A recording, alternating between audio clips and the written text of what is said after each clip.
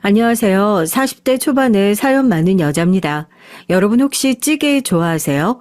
갑자기 이게 무슨 뜬금없는 질문이냐고요? 우리 밥상에서 뗄래야 뗄 수 없는 음식 중 하나가 찌개잖아요. 그러다 보니까 식탁에 올라오는 여러 음식들 많지만 특히 이 찌개에 대해서 얽혀있는 사연 하나쯤은 다들 가지고 계실 것 같아서요. 어떤 분은 힘들게 일을 하고 퇴근길에 골목부터 나는 쿰쿰한 된장찌개 냄새가 기운이 났던 경험이 있으실 거고, 또 제 친구 중에 하나는 임신했을 때 엄마가 끓여주신 시원하다 못해 시큼한 김치찌개가 먹고 싶다면서 한밤중에 자는 남편을 깨워 곰솥단지를 들고 친정으로 달려가기도 했었거든요. 제가 사연을 듣는 분들에게 찌개와 얽힌 여러분의 사연도 들려주십사 말을 하면서 시작한 이유가요.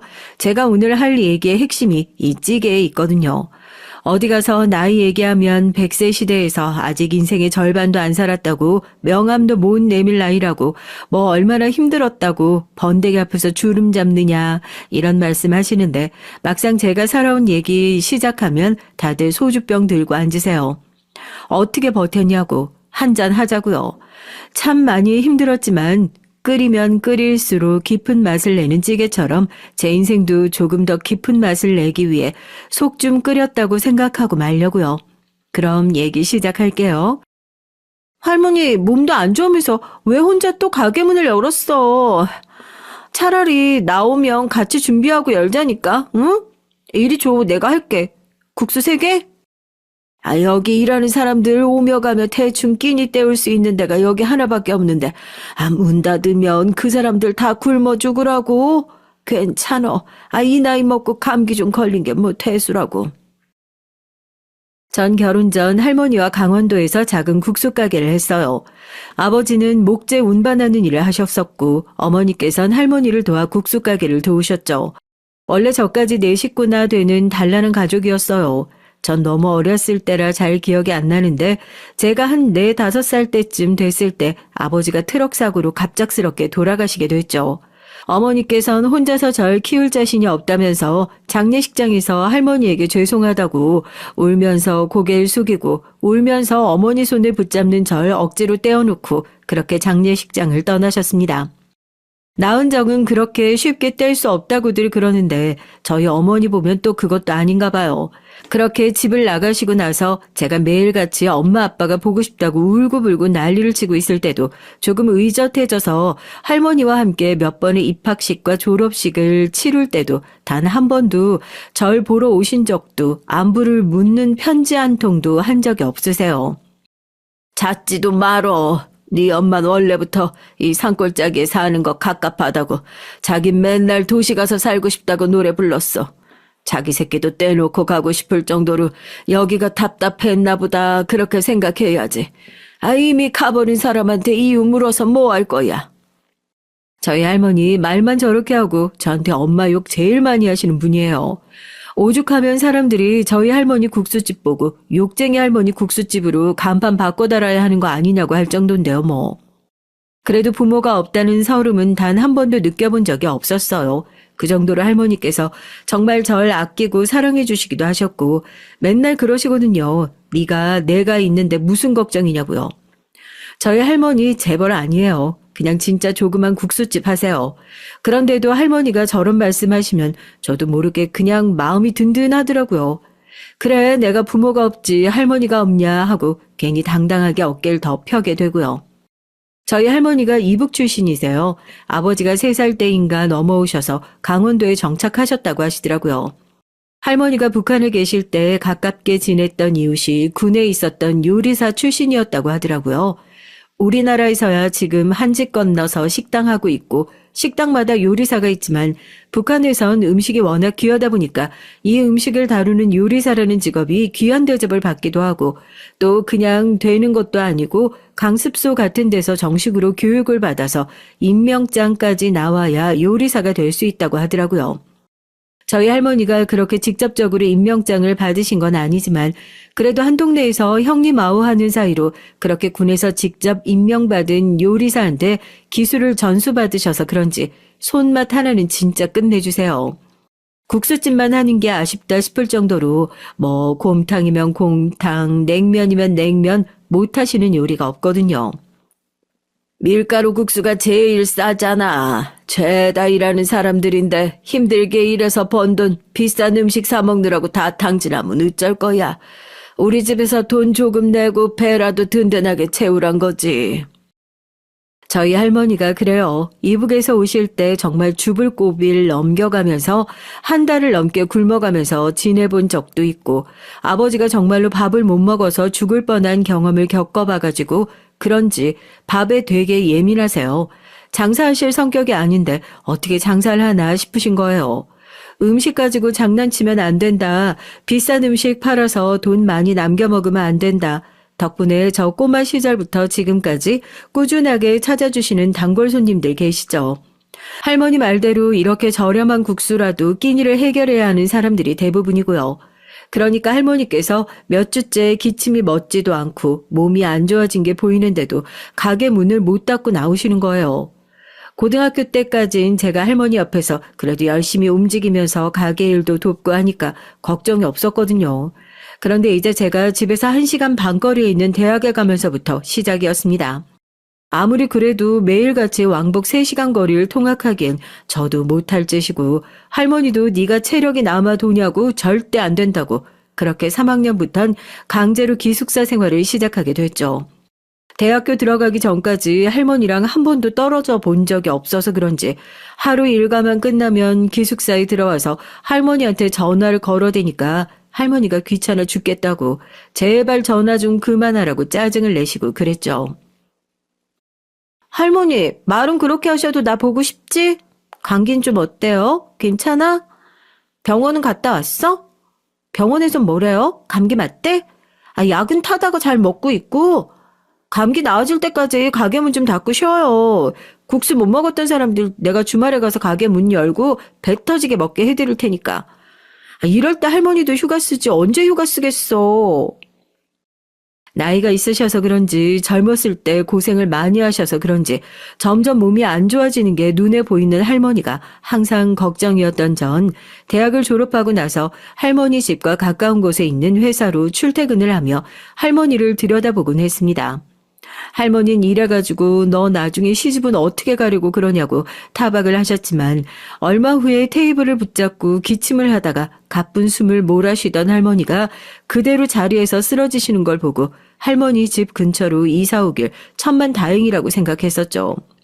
다행히 빨리 발견해서 병원으로 모셔서 큰일은 없었지만 확실히 이젠 나이도 있으시고 면역력도 떨어져서 몸 관리를 잘 하셔야 한다고 그러더라고요. 할머니, 의사 선생님 말씀 들었지? 할머니가 국수 삶아서 다른 사람들 살려주려다가 지금 할머니가 다 죽게 생겼다니까? 내가 조금만 늦게 왔으면 어쩔 뻔했어. 할머니 때문에 손녀 간 떨어져서 먼저 죽어야 속이 시원해? 하여튼 당분간 가겐 절대 금지야. 아이고, 유나는 그냥 어지러워서 잠깐 바닥에 주저앉아 있었던 걸 네가 기절을 했네 어쩌냐 하면서 이 호들갑을 떨면서 병원에 데려와가지고 병실은 또 왜 이렇게 좁아 터진 대로 잡았어. 그 널찍하고 침대 많은 데로 옮겨달라고 그래라. 아이고 어르신, 손녀분이 어르신 생각해서 푹 쉬시라고 일부러 2인실로 잡은 건데 어쩌죠? 제가 더 좋은 데로 옮겨드릴 순 있어도 안 좋은 데랑 바꿔달라고 하는 건 못 들어드려요. 여기서 푹 쉬시다가 수다 떨고 친구분들이랑 노시는 건 밖에 나가서 하시게요. 남편을 처음 만나게 된 것도 그때였습니다. 의사가 뾰족하게 안 생기고 둥글둥글하게 서글서글하니 생겼다고 할머니 말씀으론 남편의 첫인상이 그랬어요. 그때는 마냥 사람 좋아 보이기만 했었거든요.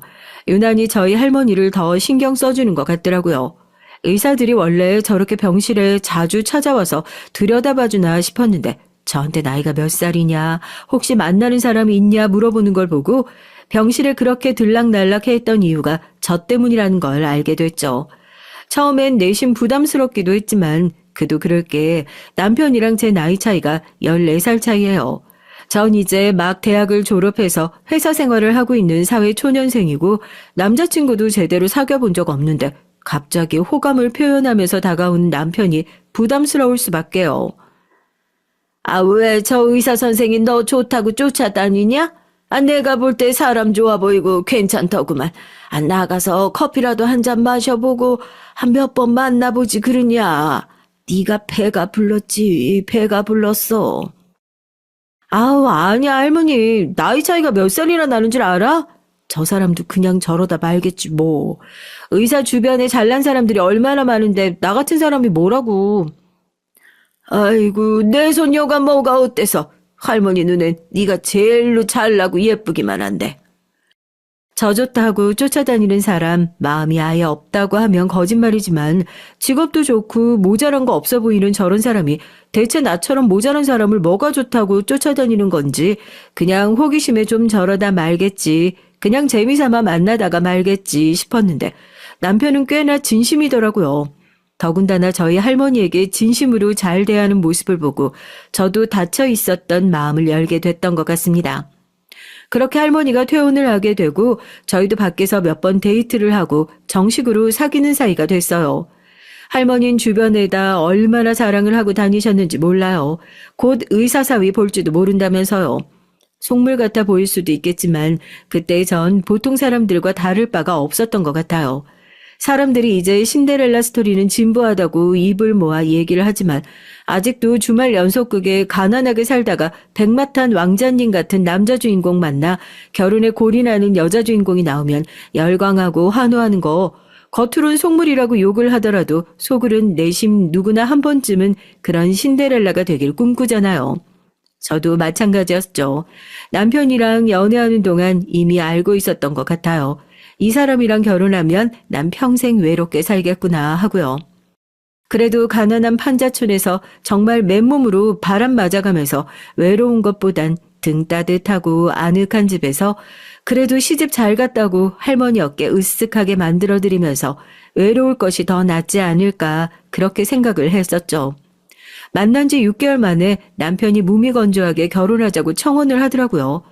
사정 뻔히 아니까 혼수도 해올 거 없고 몸만 오라고요. 어머니가 반대 많이 하셨는데 내가 잘 얘기했어. 나도 이제 결혼 더 늦어졌다가 노총각 소리 듣는 것도 싫고 당신 만나기 전에 선도 많이 봤어. 변호사도 만나보고 어디 사장 딸도 만나보고. 근데 난 확실히 여자가 돈 많은 게 별로더라고. 괜히 돈 많다고 떵떵거리면서 집에서 자기 하고 싶은 말 다 하고 사는 사람보다 당신처럼 내가 벌어다 주는 돈 쓰면서 남편 떠받들고 조용하게 살림만 하는 사람 만났으면 싶었거든. 다른 건 터치 안 할 테니까 괜히 나가서 되도 않는 푼돈 벌어온다고 이미지 먹칠하지 말고. 차라리 그 시간에 우리 어머니랑 시간 보내고 그 정도는 당신도 할 수 있지? 의사 사모 소리 들을 수 있잖아. 할머님은 잘 챙겨드릴게. 노인네 이제 사셔봤자 얼마나 더 사신다고. 청혼인지 내가 너 비싼 값에 쳐서 팔려가게 해줄 테니까 노예 계약서에 지장 찍어라 하는 소린지 구분이 안 됐지만 참 그런 멋없고 말도 안 되는 청혼에도 바보같이 순순히 좋다고 그랬었어요. 남편과 전 서로에게 필요한 걸 정말 정확하게 잘 채워주는 사이였으니까요.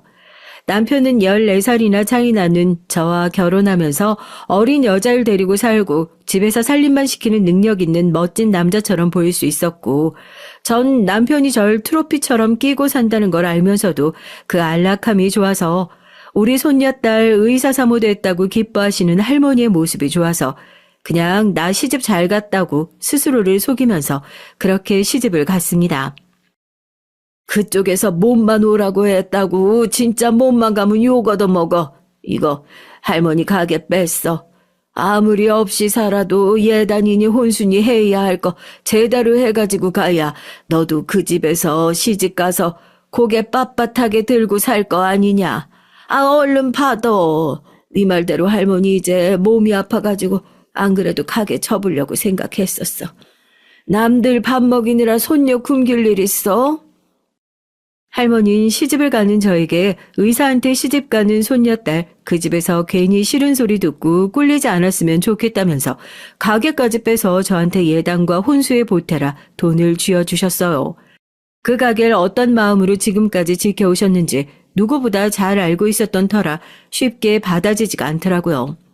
억지로 손에 쥐어주신 그 돈은 고스란히 시어머니께로 갔습니다. 그래도 할머니가 생각이 영 없으신 분은 아니신가 보네. 어차피 너네 결혼 준비하느라 머리 아플 텐데 그 돈 나 타오. 내가 너네 입주하는 날까지 혼수 알아보고 채워 넣어 줄 테니까. 혼수를 준비한다는 제 얘기를 들으신 시어머니께선 안 그래도 주변에 아는 사람이 있다면서 본인께서 직접 저희 신혼집에 들어갈 혼수를 알아보고 채워 넣어 주시겠다 하고 저에게 돈을 받아가셨어요. 결혼 준비 편하게 하라고 나서서 귀찮은 일을 대신 해주신다는 게 마냥 감사하기만 했었는데 신혼집 첫 입주날 아파트를 가득 채운 중고 가전제품을 보고 충격에 입을 다물질 못했습니다. 영문도 모르는 남편은 저한테 가난한 거 티내는 거냐고 누가 신혼집에 중고 가전제품을 가지고 들어오냐고 버럭버럭 소리를 지르기 시작했죠. 저도 당황해서 바로 시어머니께 전화를 걸었습니다. 이게 다 어떻게 된 거냐고요. 혼수가 다 중고로 들어왔다고요. 너네 결혼한다고 주변에다 화한 보내달라고 내가 비싼 밥 사고 청첩장 돌리고 그렇게 접대하면서 나간 돈이 얼만 줄이나 아니? 제할 거 다 제하고 남은 돈으로 예산 맞춰 산 거니까 있는 대로 쓰다가 나중에 네가 벌어서 좋은 걸로 바꾸려면 바꾸던지 해. 이제 막 결혼한 애가 시어머니한테 전화해서 어디 돈돈하고 따지고 들어 따지고 들길. 아는 사람이 있으니 저렴한 가게에 최고급 가전으로 다 채워 넣어줄 테니 걱정하지 말고 결혼 준비나 잘하라고 신혼여행이나 잘 다녀오라고 하시던 시어머니는 결혼식 준비하는데 본인도 여기저기 돈 쓰신 데가 많다면서 저에게 받은 돈으로 부족한 돈을 다 메꾸시고 남는 돈으로 중고 가전들을 사서 혼술합시고 저희 신혼집에 채워두신 겁니다.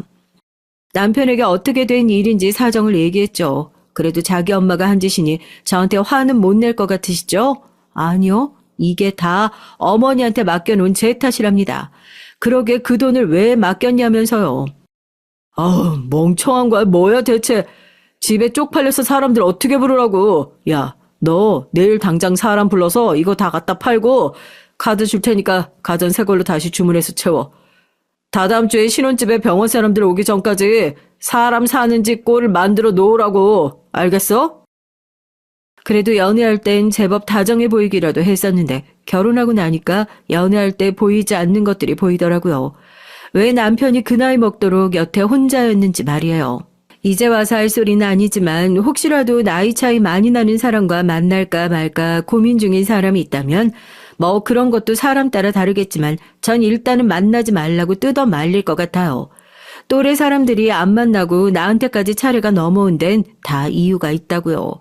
저희 남편도 그랬거든요. 저 성질 밖에선 대체 어떻게 참고 다니나 싶을 정도로 버럭버럭 소리를 지르는 건 물론이고 뭔가 자기가 마음에 들지 않는 일이 있으면 서재 방 문을 부서질 것처럼 닫고 들어가서 안에서 물건을 집어 던지고 고함을 치고 그 소리 때문에 놀라서 이웃 주민들이 신고를 해주었던 적도 있을 정도였습니다. 소시오패스라고 하죠.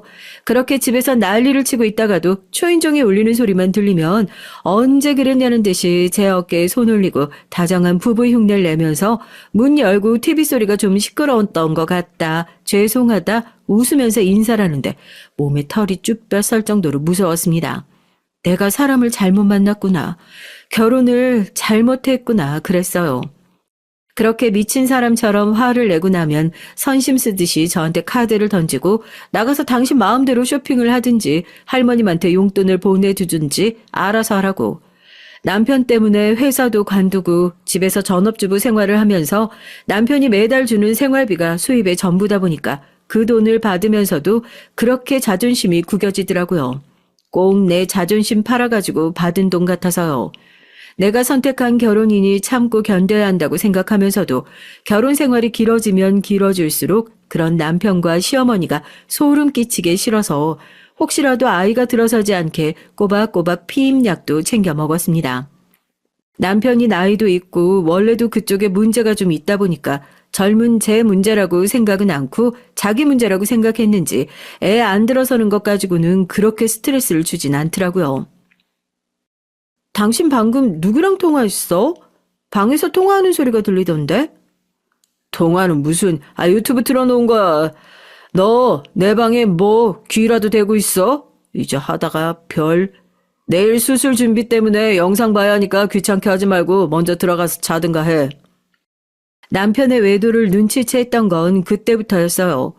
어떻게 모를 수가 있겠어요. 평소에 집에 들어오면 심드렁한 표정으로 TV를 보거나 서재 문을 활짝 열어놓고 있었던 남편이 방문을 걸어 잠그고 나긋나긋한 목소리로 누군가와 통화를 하는 걸 처음 들었을 땐 꽤나 충격이었죠. 노크를 하지 않고 방문을 여는 걸 싫어하는 걸 알면서도 일부러 남편이 통화하고 있을 때 문을 벌컥벌컥 열고 들어가 누구랑 통화를 하냐고 물으면 짜증스러운 표정으로 유튜브를 보고 있었는데 무슨 소리 하는 거냐 화를 내더라고요. 처음엔 배신감에 치가 떨렸지만 시간이 좀 지나고 나선 차라리 잘 됐구나 싶기도 했어요. 이렇게 외롭게 살다간 제가 먼저 정신병 걸려 나가 떨어질 것 같던 참이었거든요. 확실한 남편의 외도 증거를 잡아 이혼을 한다면 궁상맞지 않은 이혼을 할 수 있을 거라 나름대로 저도 머리를 썼던 거죠. 제 남편이 뛰는 놈 위에 있는 나는 놈이라는 것도 모르고 말입니다. 사모님 안녕하세요. 선배님이 서류 부탁하신 게 좀 있어서요. 방에서 서류 좀 챙겨가지고 갈게요. 따로 연락은 안 하셨다고. 집에 와서 말씀하신다고 하시더라고요. 그때부터 부쩍 남편의 후배 의사라는 사람이 집에 자주 들락날락하기 시작했어요. 남편이 부탁한 서류를 가지러 왔다고 오기도 했고 매번 선생님께 신세를 지고 있다면서 남편에게 전달해달라며 건강식품이나 과일 바구니를 건네주기도 했고요. 그래도 결혼기념일인데 남들 보는 눈도 있고 호캉스라도 다녀와야지 않겠어? 또 여행 간다고 촌스럽게 이것저것 싸들고 가지 말고 간단한 옷까지만 챙겨서 나와. 외도를 저지르고 있다는 걸 뻔히 알고 있는데도 뻔뻔하게 결혼기념일 여행을 가자고 하는 남편의 태도가 우스웠지만 이제 이 결혼 생활도 얼마 남지 않았다 생각하고 칼을 가는 심정으로 결혼기념 여행을 떠났던 날이었어요. 남편이 대뜸 핸드폰 충전기를 놓고 왔다면서 프론트에 가서 핸드폰 충전기를 받아오라고 하더군요. 직원에게 가져다 달라고 하면 되지 왜 그걸 날 시키냐고 입으로 쓴소리를 하면서 짜증을 내는 소리가 더 듣기 싫어 제가 먼저 자리에서 일어났습니다. 프론트에서 충전기를 받아 호텔방으로 올라가려고 하는데 모르는 번호로 전화가 오더라고요. 사모님 혹시 지금 땡땡 호텔이세요? 저 같은 과 의사요. 자주 찾아뵀었는데. 네, 맞아요. 어쩐 일이세요? 남편이 또 뭐 부탁한 게 있나요? 지금 프론트 쪽에 계신 거 사모님 맞으시죠? 오늘 결혼 기념일이라고 하셔서. 가까이서 들리는 목소리에 돌아보니 후배 의사가 반갑게 인사를 하면서 저에게 아는 척을 하더라고요. 여긴 어쩐 일이냐고 하니까 자기도 마침 이 호텔에 오늘 투숙할 일이 있어 들렀다면서 남편이 부탁한 게 있어 방에 잠깐 들러 찾아갈 수 있냐고요. 그렇게 후배 의사 방에서 남편이 준비해 놨다던 케이크와 꽃다발을 들고 돌아왔습니다. 그동안 절 두고 바람을 피운 게 미안해서 그렇다고 생각했는데 이 모든 것이 남편과 시어머니의 계략일 줄이라곤 상상도 하지 못했죠. 그날 저녁 잠에 든 남편의 핸드폰을 몰래 열어 오빠라는 다정한 호칭을 쓰는 여자 의사의 메시지까지 전부 저장을 해두고 여행에서 돌아왔죠. 남편 몰래 만들어 놓은 비상금을 가지고 이혼 변호사를 선임하고 아무도 모르게 깔끔하게 마무리를 하자 생각했었는데 그로부터 딱 일주일 후 제 앞으로 이혼 소장이 날아왔습니다. 남편이 보낸 이혼 소장이요. 제가 후배 의사와 바람을 피우고 있다는 것이 그 사유였습니다. 시어머니까지 달려온 걸 보니 두 사람이 합심한 일이라는 걸 단박에 알겠더군요. 당신 진짜 정신병자야? 뭐 바람을 피우고 있는 건 당신이면서 무슨 소리야? 지금 당신 바람 피운 거 덮겠다고 쇼하는 것 같은데 웃기지 마. 내가 당신 문자까지 다 확인했어. 문자? 아이고 외간 남자랑 호텔방까지 왔다 갔다 한 사진이 여기 떡하니 다 있는데 이게 어디서 말 같지도 않은 소리야? 네 주제에 의사 남편 두고 살면 감사한 줄 알고 살아야지. 이혼 소송? 어디 백날 첫날 한번 해봐라. 없던 일도 있게 만들어달라고 비싼 변호사 쓰는 거야. 여기서 더 험한 꼴 보기 전에 짐 싸가지고 이 집에서 나가.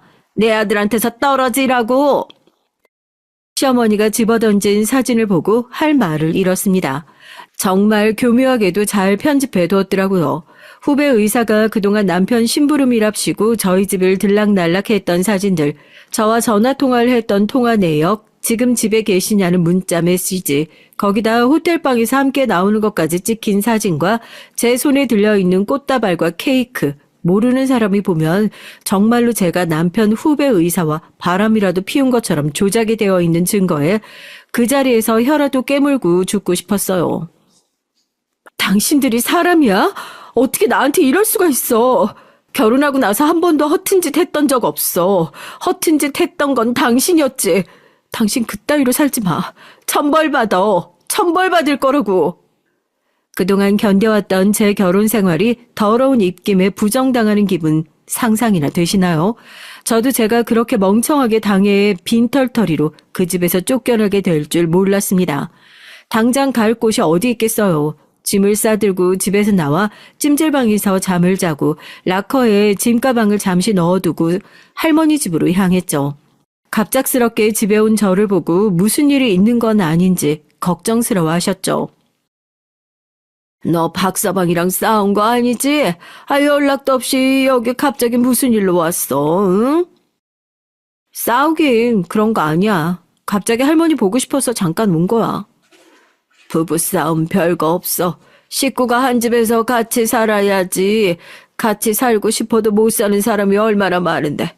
너 할머니가 항상 얘기 안 해? 할머니 식구들은 지금 살았는지 죽었는지도 몰라. 부부싸움 그거 칼로 물베기다. 싸웠어도 그냥 네가 먼저 굽히고 들어가, 어? 제 속도 모르고 할머니는 그냥 무조건 네가 잘못했다고 하라고 잠자리를 챙겨주시면서도 계속해서 손녀딸의 결혼 생활이 잘못되기라도 할까봐 전전긍긍 하시더라고요. 아유 하고 한숨을 몰아쉬면서 제 등을 어루만져주시는 손길에 눈물을 꾹 참아야만 했습니다. 그냥 지금이라도 할머니에게 모든 사실을 솔직하게 얘기하고 집으로 돌아올까 속으로 몇 번이나 고민하면서 밤새 잠을 푹 이루지 못하고 뒤척였어요. 하지만 끝끝내 사실을 말할 수 없었죠. 이거 가지고 가. 그래도 박서방이 할머니가 만들어준 음식은 잘 먹었잖아. 너 이제 완전히 출가 외인이다. 박서방한테 죽이 되든 밥이 되든 책임져야 한다고 그렇게 전해. 하여튼 할머니 눈치만 빠르셔가지고 다음날 나가는데도 양손에 음식까지 바리바리 싸서 들려주시더라니까요. 알죠. 엄청 바보 같은 짓이라는 거. 결국 언젠가 아시게 될 텐데 그냥 하루라도 더 빨리 솔직하게 얘기하고 집에 들어오는 게 맞다는 걸요. 근데 제 상황 되어보시면 아마 안 그러실 거예요. 입이 차마 떨어지질 않더라고요. 이혼을 하자고 말을 한 것도 아니고 이혼을 당했다고 거기다가 그 집에선 땡전 한 푼 받지 못하고 거의 맨몸이나 다를 바 없이 쫓겨났다고 손녀딸이 그런 꼴을 당했다는 사실을 알면 저희 할머니 또 가만히 있지 않으시고 그 집 들이받으시려고 당장 들고 일어나실 텐데 이젠 할머니 나이가 있다 보니 충격이라도 받아서 쓰러지시면 어떡하나 덜컥 겁부터 나더라고요. 진짜 바보 같은 짓인 거 아는데 그때 어떻게 생각했는 줄 아세요? 그래, 이혼한 거 밝히자. 그래도 지금은 아니다. 할머니한텐 이혼도 내가 하자고 했다고 하고 위자료도 많이 받아서 나왔다고 그렇게 말하자.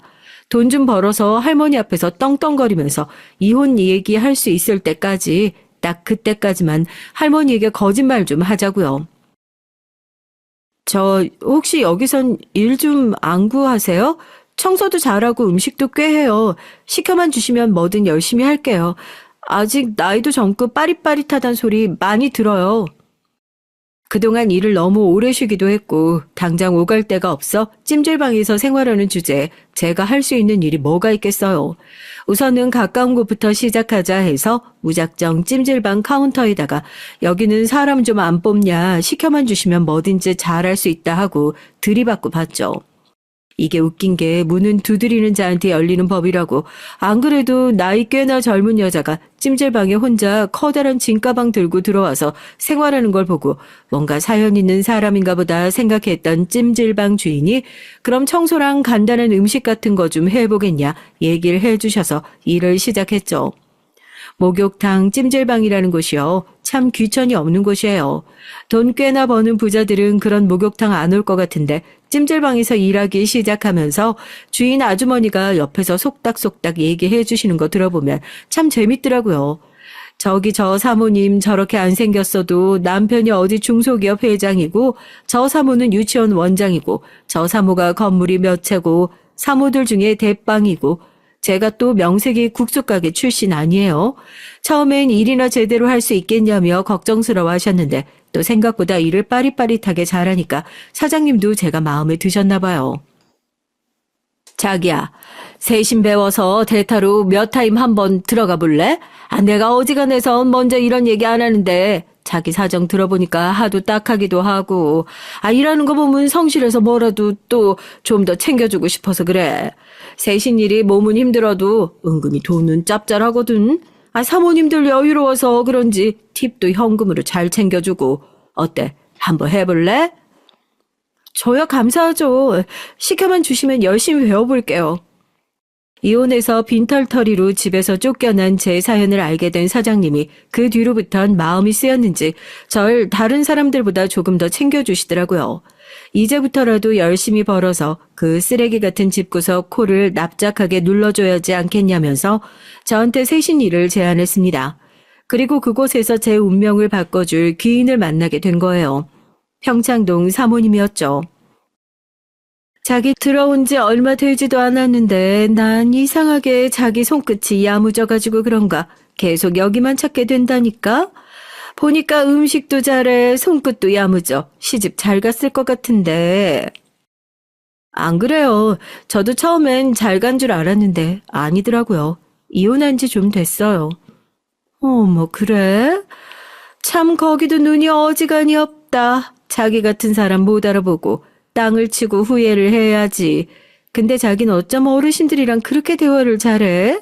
다들 만나면 자기 칭찬이 자자하더라고. 여기 목욕탕 새로 들어온 직원이 그렇게 예쁘고 똘똘하다고. 과찬이세요. 제가 어렸을 때부터 저희 할머니 손에 컸거든요. 같이 가게도 했었고 계속 같이 붙어있는 게 할머니고 손님들도 다 나이가 있으신 분들이다 보니까 어르신들 상대하는 게 그렇게 어렵지 않았나 봐요. 다 제 할머니 같고 오히려 마음이 편해요. 그래? 그럼 자기야, 일 하나 안 해볼래? 우리 아버지가 지금 평창동에 혼자 계시거든. 절대 자기한테 이상한 짓 하는 거 아니고 아무래도 어르신 혼자 계시니까 음식도 그렇고 청소도 그렇고 이것저것 손갈 게 많아서 이런 찜질방에서 숙식 해결하는 것보단 거기가 훨씬 나을 것 같아 그래. 돈도 돈이고 같이 일하시는 분들이 있어서 일은 그렇게 어렵지 않을 거야. 그리고 전 뜻밖의 제안을 받게 됩니다. 평창동 회장님 댁에 입주 가정부로 일해보겠냐는 제안이죠. 사실 조건만 들었을 땐 그렇게 나쁘지 않더라고요. 급여도 그렇고 같이 일하는 가정부들도 저 말고 많아서 혼자서 전담으로 케어해야 할 일도 그렇게 많지 않은 것 같고 솔직히 제 입장에선 두 팔 벌려 환영해야 하는 제안이었죠. 그래도 여기서 배려해 주신 세월이 있는데 이렇게 러브콜 받았다고 직장을 바로 옮기는 것이 맞나 싶어 그걸 조금 망설이고 있었는데 사장님께서 절 불러 얘기를 들었다면서 좋은 자리 있으면 망설이지 말고 빨리 가라고 진심으로 제가 잘 됐으면 좋겠다면서 응원을 해 주셨습니다. 그렇게 그 커다란 진가방을 들고 이번엔 평창동 저택으로 거처를 옮기게 됐죠. 참 떠돌이 같은 인생이죠. 안녕하세요, 회장님. 필요하신 거 있으시면 언제든 말씀해 주세요. 잘 부탁드립니다. 나이가 지긋하신 회장님은 인상을 쓰시더니 고개를 끄덕이시더라고요. 다른 직원분 말씀으로는 시력이 점점 더 떨어지는 병이라고 잘 안 보여서 저렇게 인상을 쓰시고 다니는 거니까 굳이 오해할 필요 없답니다. 일을 하면서 회장님과 마주칠 만한 일은 거의 없었어요. 일개 가정부가 집주인 회장님과 마주치고 말을 섞을 일이 뭐가 있겠어요. 하지만 찜질방에서 지내던 생활에 비하면 천국과도 같았죠. 침대도 있고 오히려 결혼 생활할 때보다 좋은걸요. 그땐 집에 있으면 늘 외롭고 마음 쓸쓸한 일만 있었는데 여기는 같이 일하는 언니들과 마음 터놓고 대화할 수도 있고 내 집이 아니라는 걸 잘 알지만 이렇게 마음 편한 곳이 집이라면 얼마나 좋을까 이루지 못할 꿈을 잠깐 꿔보기도 했었네요. 은미 씨, 나 진짜 미안해서 어떡하지? 나 대신 오늘 저녁 당번으로 좀 들어가주면 안 될까?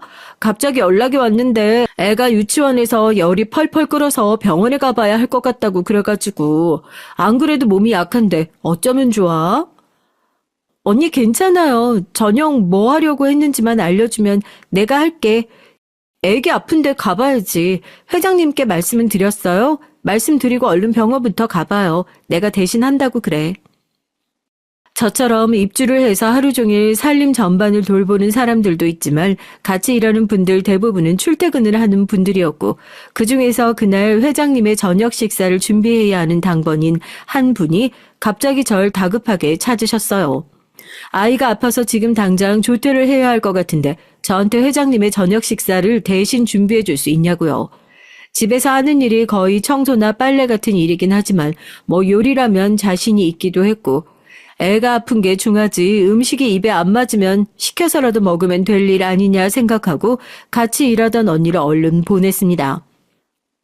저녁 별거 없어. 밑반찬이랑은 내가 다 만들어놔서 국만 하나 얼른 끓여가지고 내면 될 것 같은데 회장님이 국이 없으면 밥을 안 드시거든. 대충 심심한 거 뭐 된장국 같은 거 하나 끓여서 올리면 될 것 같아. 고마워. 나 먼저 가볼게. 그렇게 저녁 준비 대타로 들어가게 된 제가 오랜만에 조리대 앞에 섰습니다. 꼭 할머니랑 같이 국수 가게를 하던 시절로 돌아간 것 같아서 기분이 묘하더라고요. 평소에도 음식을 심심한 간으로 드시는 것 같아서 언니 말대로 된장국을 해가지고 올릴까, 뭐 콩나물을 넣고 시원한 탕을 끓여볼까 고민하다가 문득 어린 시절부터 할머니께서 자주 해주시던 음식이 생각나 팔을 걷어붙였어요. 흔하지만 요즘에 찾아보기 어려운 꼭 필요한 재료들도 마침 집에 다 준비되어 있었고요. 원래 음식하던 분이 오늘 일이 있어서 일찍 가시는 바람에 제가 음식을 대신했는데 입에 맞으실지 모르겠어요. 혹시라도 입맛에 안 맞으시면 요 앞 반찬 가게 가서 얼른 다른 국이라도 사가지고 데워드릴게요. 저희 할머니가 좋아하시던 찌개거든요. 그렇게 저녁 한 상을 거하게 차려내고 기력이 쇠한 노인이 겨우 식탁 앞에 앉았습니다. 제가 무슨 음식을 했는지 잘 안 보이는지 잔뜩 인상을 쓰고 식탁을 쳐다보더라고요. 이게 뭔가? 질경이 아니야. 약으로 쓴다고 누가 한 봉지 따다 준 것 같긴 한데. 질경이 지지개라고 들으시는 분들은 아마 이름도 생소하실 거예요. 북한에선 찌개를 지지개라고 한다고 하더라고요. 식용유에 고소하게 볶아서 우리가 알고 있는 찌개보단 좀 더 국물이 자작하게 들어가는 음식이에요. 음식이 마음에 드시는 건지 아니면 뭔가 영 마음에 안 드시는 건지 숟가락을 들었다가 내려놨다가 한참을 고민하시던 회장님이 드디어 한 입을 떠서 넘기시더라고요. 겨우 한 입 드셨을 뿐인데 회장님은 놀란 듯이 숟가락을 떨어뜨리셨습니다. 회장님 괜찮으세요? 뭐 어디 불편하신 거 아니시죠? 제가 얼른 새 숟가락 가져다 드릴게요. 잠시만 기다리세요. 자네가 이 음식을 어디서 배웠어? 자네 이북 출신인가? 아니, 이 찌개를 대체 누구한테 배웠단 말이야? 순간 저 장금이라도 된 줄 알았잖아요. 할머니 음식할 때 옆에서 곁눈질로 열심히 도둑 수학을 한 것이 이렇게 도움이 되는구나 하고요. 회장님도 어지간히 미식가시구나 그런 생각을 했죠. 저야 할머니한테 배워서 그렇다고 치더라도 한 입 먹어보고 바로 이북 음식인 걸 알아차리시는 게 마냥 대단하다고만 생각했지 회장님도 이북에서 내려오셨다곤 아예 생각을 못했던 거예요. 저희 할머니한테 배웠어요. 사실 저희 할머니가 이북 출신이신데 거기서 어렸을 때부터 자주 해드셨던 음식이라고 하시더라고요. 가깝게 살던 이웃 주민 중에서 뭐 군에서 임명장을 받은 요리사가 있었다고 그랬나? 그 요리사한테 이것저것 많이 배우셔가지고 지금도 강원도에서 국수집 하고 계시고요. 먹고 사는 게 어려워서 길에서 흔하게 볼 수 있는 질경이를 끊어다가 어떻게 하면 가족들 맛있게 먹일까 고민하면서 끓였던 음식이라고 하셨어요. 다른 건 몰라도 그런 정성은 꼭 들어가야 한다고. 저도 그런 생각하면서 정성스럽게 끓인 건데 혹시 입맛에 안 맞으셨던 걸까요? 제 얘기를 듣던 회장님께선 믿기지 않는다는 표정으로 절 바라보면서 몇 번이나 할머니가 이북분이시라고 하고 되물으셨어요. 무슨 문제라도 있으신가 싶었는데 그 뒤에 이어지는 회장님의 얘기에 이번엔 제가 놀라서 뒤로 넘어갈 뻔했네요. 내가 이북에서 내려온 지가 벌써 70년이 넘었어. 가난하게 살았지만 사랑하는 아버지 어머니 그리고 나를 자식처럼 아끼던 내 누이까지 내 식구 단란하게 살았었는데 중국인이 어디니 여기저기 넘어오는 과정에서 가족들이 아주 뿔뿔이 다 흩어지고 내려와서 나름대로 자리 잡고 찾으려고 해봐도 신분이 그래서 그런지 찾기가 영 힘들더라고. 나도 여기서 결혼하고 자식 낳아 살고 있지만 자식들도 하나같이 입을 모아서 이제 좋은 곳 가지 않았겠느냐. 포기하셔라 이런 소리밖에 안 하고. 그런데 이런 식으로 찾게 될 줄은 몰랐네. 음식 맛만 봐도 알아. 이건 우리 누이가 해준 지지개 맛이랑 똑같아. 내가 그렇게 평생을 찾아 헤매던 우리 누이라고. 그 나이 많은 노인이 정말 어린아이처럼 엉엉 소리내며 우는 걸 보고 얼마나 놀랐는지요. 그리고 제가 끓여드린 찌개를 한 입만 먹고 제가 음식을 배운 저희 할머니가 자신의 누이라 확신하는 회장님의 말이 정말 믿을 수가 없었어요. 저희 할머니의 이름을 말씀드렸지만 아마 넘어오는 과정에서 신변보호 때문에 개명 신청을 했을 거다. 내가 기억하고 있는 이름이 아니다 하셨고요. 정말 회장님의 말씀이 모두 사실이라면 한시라도 빨리 두 분을 만나게 해드리는 것이 급선무였죠. 회장님의 건강은 점점 더 안 좋아지고 있었고 특히나 눈이요. 시력이 조금이라도 남아있을 때 잃어버린 누나를 만나게 해드리는 것이 제 역할이라고 생각했거든요. 하지만 딱 한 가지 마음에 걸리는 게 있었습니다. 바로 아직까지 할머니께서 모르고 계시는 제 이혼 사실이었어요. 제가 사실 여기서 파출부 생활하기까지 이런저런 사연이 있어요. 남편 놈이 바람 피우고 꼬리 잡아서 이혼하려다가 되려 그쪽에서 저한테 바람 피웠단 누명 뒤집어 씌워서 그 집에서 한 푼도 못 받고 완전히 알거지돼서 쫓겨났거든요. 누구보다 손녀딸 결혼에 기뻐하셨던 할머니였는데 실망시켜드리고 싶지 않아서 위자료라도 두둑하게 받아 헤어졌단 얘기하고 싶어서 이런 일까지 하게 된 거예요. 할머니께는 비밀 지켜주실 수 있으세요, 회장님? 회장님은 무슨 회장님 소리야. 우리 누이 손녀딸이면 내 손녀딸이나 다름없어. 내가 세상에서 제일 못 참는 것 한 가지가 뭔 줄 알아? 내 식구 건드리는 거야. 누이 만나기 전에 내가 우리 손녀딸 문제부터 해주고 가야겠구나. 우리 둘 다 마음 편히 만나야지 않겠어?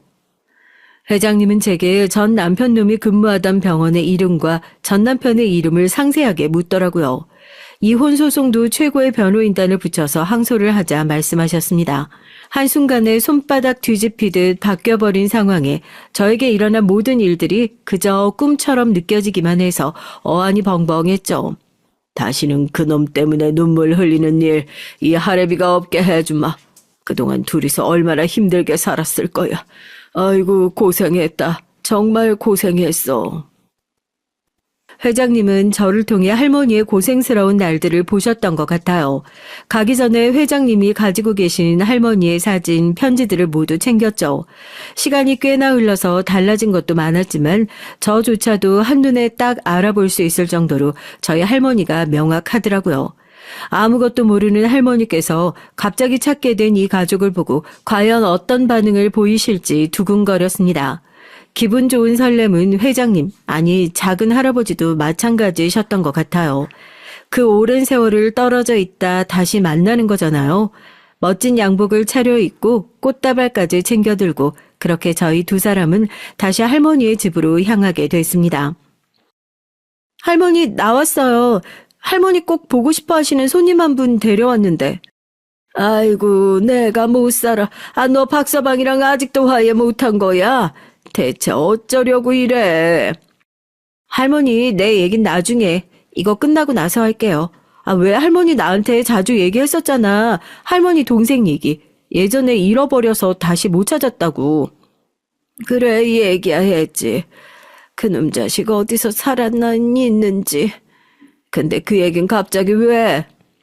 순간 작은 할아버지께서 꽃다발을 들고 집 안으로 들어오셨어요. 그 장면을 보고 있는데도 믿기지가 않더라고요. 두 분의 눈이 공중에서 마주치는데 누구 하나 내가 누구다 하고 밝히지도 않았는데 그렇게 긴 세월이 지났는데도 가족은 한눈에 알아볼 수 있나 봅니다. 왜 그런 말 있잖아요. 식구는 전쟁통에도 알아볼 수 있다고. 딱 그런 느낌이었습니다.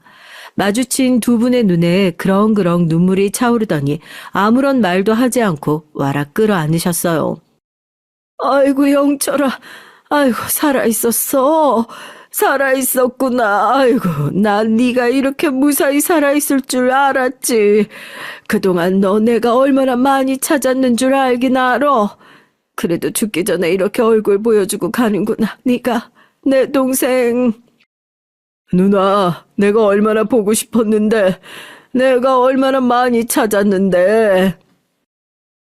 왜 예전엔 TV에서 이산가족 상봉 방송 많이 해줬잖아요. 그걸 해줄 때마다 저희 할머니가 TV 앞에 앉아서 하염없이 바라보던 게 항상 마음이 아팠었거든요. 까맣게 죽었다고 생각한 동생을 저렇게 기적적으로 다시 찾고 싶다는 꿈을 아직 버리지 않으셨구나 하고요. 그런데 그 꿈을 제가 이루어드릴 수 있게 됐으니 얼마나 다행인지요. 두 분의 감동적인 상봉이 마무리되고 전 드디어 할머니께 솔직하게 제 이혼 사실을 말씀드렸어요. 작은 할아버지께서 옆에 있다는 사실도 있고 할머니께서는 어쩌자고 그런 무모한 짓을 했냐며 제 등짝을 때리고 절 마구 나무라셨죠. 그걸 막아주신 것도 할아버지셨습니다. 누나가 그랬지. 내 식구 내가 혼낼 순 있어도 남이 혼내는 건 못 본다고. 우리가 갈 때 가더라도 손녀딸 억울한 사유는 풀어주고 가야 하지 않겠어. 작은 할아버지에게 제 얘기를 들은 할머니는 불같이 화를 내면서 당장이라도 병원을 밀어버릴 기세로 자리에서 벌떡 일어나셨어요. 이미 변호인단 붙여서 항소도 걸어놨고 그쪽 병원에서 얼굴도 못 들고 다니게 손을 써놨으니 조만간 제 발로 여길 찾아올 거다 했는데 정말 얼마 지나지 않아 전 남편 놈한테 먼저 연락이 왔더라고요. 만날 수 있겠냐고요. 할 말 있으면 할머니 계시는 곳에서 해라 하고 집으로 불렀죠. 너 진영철 회장님이랑 대체 무슨 관계야? 그 회장님 때문에 지금 우리 병원 발칵 뒤집혔어. 아니, 그런 관계가 있으면 말을 했어야. 말을 했으면 너 같은 양아치 놈들 달라붙기밖에 더 했겠어. 내 손녀딸한테 그런 짓을 하고도 무사할 거라고 생각했냔 말이야. 그 회장님이 우리 작은 할아버지다. 왜 백도 없고 줄도 없는 인간이라고 생각했는데 막상 이 얘기 들으니까 어떻게 다시 잘해보고 싶은 마음이라도 생겨? 꿈깨. 당장 우리 집에서 꺼지란 말이야. 그때 때리지 못했던 귓방망이 시원하게 한 대 날려줬습니다. 저희 할머니는 집안에 흉악한 게 들었다며 부정탄다고 굵은 소금까지 가져와서 전 남편 나가는 뒤통수에다가 한 주먹 쥐어 던지듯이 뿌리셨고요. 그렇게 별 볼 일 없는 가족을 잃고 제대로 된 가족을 찾게 됐었네요. 전 최근에 이사 준비로 바쁜 날들을 보내고 있습니다. 조금 늦긴 했지만 할머니와 작은 할아버지가 함께 사실 수 있도록 짐들을 옮기고 있거든요. 저도 이제 완전히 자유로운 몸이 됐으니 저에게 남아있는 두 가족 앞으로도 잘 보살피며 행복하게 살아보려고요. 먼저 저를 소개하자면 전 꽤나 솔직한 사람입니다. 어느 정도 가려서 얘기를 하기는 하지만 솔직하게 얘기를 하고 감정 또한 화가 날 땐 최선을 다해서 화를 내고 웃길 땐 최선을 다해서 웃는 그런 성격을 가지고 있어요. 그 성격 덕분에 스트레스는 잘 받지 않아 좋죠. 단점이라고 하면 말을 툭툭 뱉는다는 점이지 않을까 싶네요. 그런데 이게 다 어머니의 영향을 받아서 그런 것 같더라고요. 어렸을 땐 몰랐는데 크고 나서 보니까 점점 제가 어머니를 닮아가고 있는 것 같더라고요. 그리고 또 화가 나면 절대 참지 않는다는 겁니다. 물론 나이가 들면 유해지면서 그럴 수 있지라는 생각으로 넘어가기는 하지만 어렸을 땐 부당하다고 생각이 들면 참지 않고 바로 화를 냈어요. 그것도 어머니와 똑같더라고요. 다들 그런 경험 있지 않나요? 부모님을 봤는데 내 모습이 보이는 그런 신기한 경험 다들 있으시죠? 보고 배운 모습이 있다 보니 닮을 수밖에 없겠죠. 좋은 모습이든 안 좋은 모습이든 그 모습이 보이면 조금 소름 돋지 않나요? 이 얘기를 하는 건 제가 이렇게 행동하는 건 어머니의 영향이 크다는 걸 말씀드리고 싶어서 적어봤습니다. 여러분이 얘기를 들으면서 제 성격이 못됐다고 생각할 수도 있을 테니 그 전에 어머니 핑계를 대봤어요. 여기까지 제 성격 얘기하고 본격적인 얘기 시작해 볼게요. 저희 가족 얘기를 먼저 해보겠습니다. 어렸을 때 저희 집은 꽤나 잘 사는 집이었어요. 그렇다고 지금은 못 사는 건 아니지만 어렸을 때 정말 부유하게 살았어요. 친가도 잘 사는 편에 속했지만 외간 정말 잘 살았거든요. 그리고 외동딸이라 그런가 외할머니와 외할아버지가 저희 어머니를 끔찍히 아껴 많이 지원을 해주셨고요. 그래서 어렵지 않게 살 수 있었죠. 그런데 여러분, 아무리 돈이 많다고 해도 화목하게 사는 건 아니더라고요. 꽤나 재밌게 살았습니다. 먼저 저희 집은 친할아버지, 아버지, 어머니, 큰오빠, 작은오빠, 저 이렇게 6식구가 한 집에 살았어요. 제가 태어나기 전엔 할머니와 할아버지가 따로 사셨다고 했는데 할머니가 돌아가시고 나선 어머니의 권유로 할아버지가 저희 집에 들어오게 됐고 제가 태어나서 6식구가 됐어요. 다행히도 할아버지는 절 엄청 예뻐하셨습니다. 친가 쪽은 아들만 있는 집이라 그런가 딸이 귀해서 그 시절과 다르게 딸을 엄청 중하게 생각을 해서 저와 어머니를 엄청 귀하게 대해줬어요. 그리고 더 대단하신 건 몸이 안 좋아지시기 전까진 저희에게 매일 아침을 차려주셨습니다. 어머니는 할아버지가 아프시기 전까진 한 번도 아침밥을 해본 적이 없다고 말씀하셨고요. 할아버지의 음식 솜씨는 정말 끝내줬습니다. 어릴 땐 할아버지가 요리를 해줬다고 하면 아이들이 엄청 신기하게 봤어요. 할아버지가 정말 대단한 사람이라고 생각이 들지 않나요? 그 시절에 그러기 쉽지 않잖아요. 물론 할아버지와만 사는 친구들은 당연하다고 생각을 하겠지만 저와 비슷한 가정을 가진 친구가 많았기 때문에 신기하게 봤습니다. 보통 집에선 할머니가 요리를 하거나 어머니가 요리를 하지 할아버지가 요리를 하는 경우는 드물기 때문에 신기할 수밖에요. 전 그런 할아버지가 굉장히 자랑스러웠어요. 가정적이고 다정한 할아버지가 멋있었고요. 오래 사셨으면 좋을 텐데 아쉽게도 제가 늦둥이라 할아버지 연세가 꽤 있었습니다.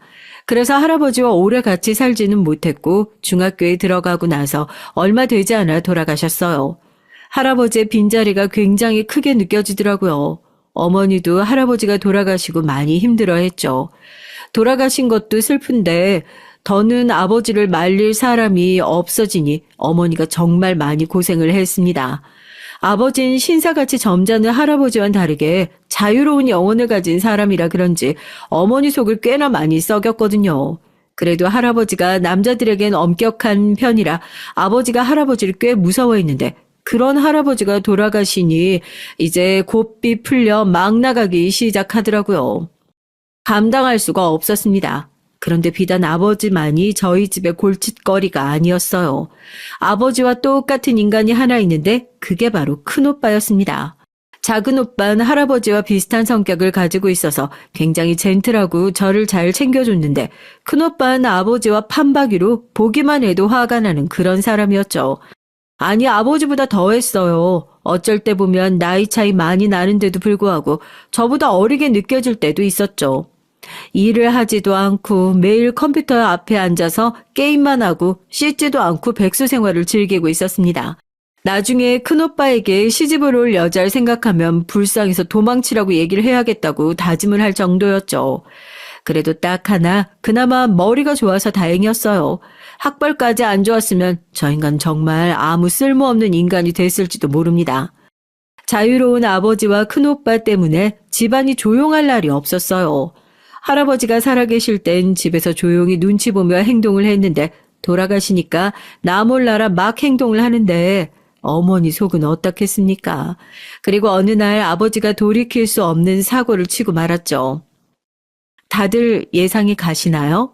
네, 아버지가 바람을 폈어요. 그것도 어머니와 친한 지인인 사람과 바람이 났더라고요.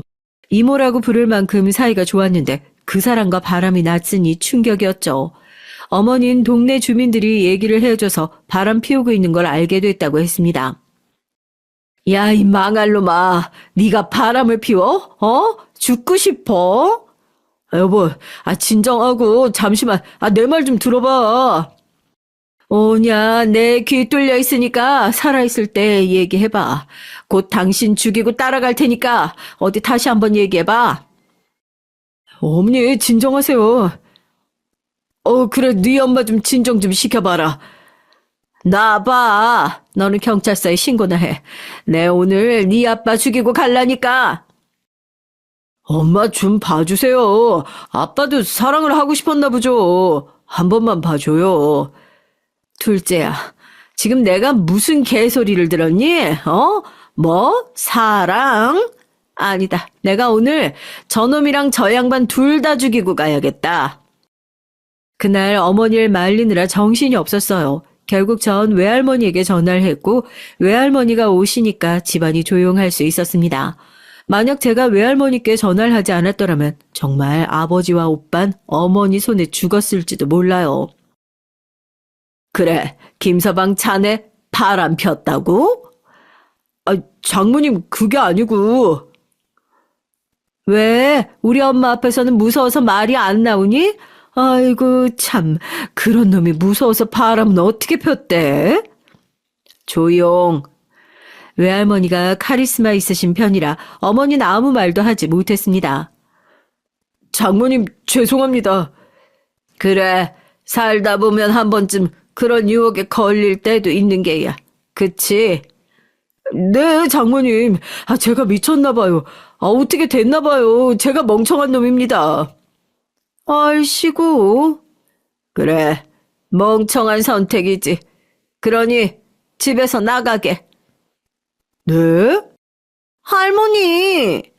몰래 듣고 있다가 갑자기 아버지 보고 나가라고 해서 전 당황해 저도 모르게 외할머니를 불렀어요.